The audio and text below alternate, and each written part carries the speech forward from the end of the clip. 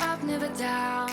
C2R L'Actu au cœur de l'entrepreneuriat, votre rubrique d'information spéciale artisans commerçants vous présente les actualités de mars 2022. Tout d'abord, l'inflation, de l'ordre de 4% en mars 2022, elle poursuit sa croissance.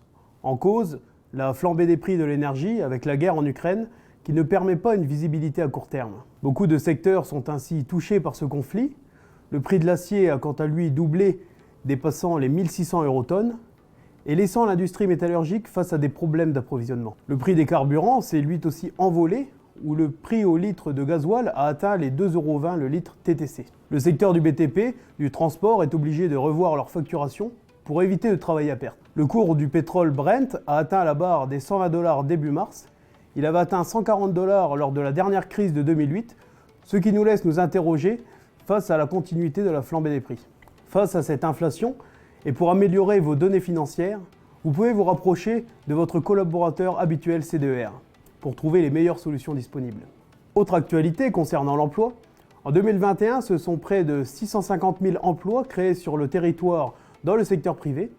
L'INSEE prévoyait cette stabilité de croissance au premier semestre 2022. Or, les conditions actuelles faussent les prévisions et stabilisent le taux de chômage pour mars à environ 7,6%. La crainte dans les entreprises est aussi le recours au chômage partiel. L'activité ralentissant de jour en jour, la clientèle se rétracte en attendant une amélioration de la situation. La création d'entreprises, quant à elle, ne recule pas sur ce premier trimestre 2022. On compte 87 000 créations en février, soit 5% de moins par rapport à janvier. Ce mois-ci, nous retrouvons plusieurs modalités qui voient le jour, comme de nouvelles aides pour les entreprises ou encore des précisions quant au statut d'entrepreneur individuel. Tout d'abord, le plan de résilience, dévoilé le 16 mars par le Premier ministre, il permet de venir en aide aux entreprises face aux conséquences liées à la guerre en Ukraine. Plusieurs mesures sont mises en place, comme le prolongement du dispositif Cap France Export, la continuité des chèques Relance Export et le chèque VIE. Une aide financière pour les entreprises dépendantes du gaz et notamment celles dont la part de charge représente au moins 3% du chiffre d'affaires. Ou encore le financement des besoins en fonds de roulement par le biais des PGE, pouvant désormais atteindre 35% du chiffre d'affaires, ainsi qu'une ouverture aux entreprises du BTP pour les prêts croissance industrie. Ce plan prévoit aussi le recours à l'activité partielle longue durée ou encore le report de paiement des obligations sociales et fiscales. 31 mars, c'est aussi la fin du délai pour l'obtention du fonds de solidarité pour les mois de novembre et décembre 2021. Enfin, l'EIRL ou encore entreprise individuelle à responsabilité limitée, ce statut qui plaisait aux entrepreneurs pour sa simplicité, sa dissociation entre le patrimoine privé et professionnel, ainsi que sa possible fiscalité à l'impôt sur les sociétés.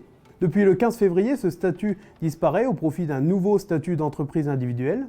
En termes de délai et selon la Direction générale des entreprises, ce nouveau statut sera effectif à compter du 15 mai 2022. Plusieurs avantages voient le jour, comme un impôt sur les sociétés à 15% pour les premiers 38 120 € de bénéfices, une distinction entre le patrimoine privé et le patrimoine professionnel sans formalité spécifique, ou encore le transfert universel du patrimoine professionnel. Vous avez envie d'entreprendre? N'hésitez pas à vous rapprocher de C2R pour effectuer les démarches nécessaires. C'est la fin de votre C2R L'Actu rubrique ACS. Je vous retrouve le mois prochain pour un nouveau numéro. À bientôt. Feeling high, feeling low at the same time. Feel so right, then I'm wrong, hoping I'll be fine. But I get up, I always do.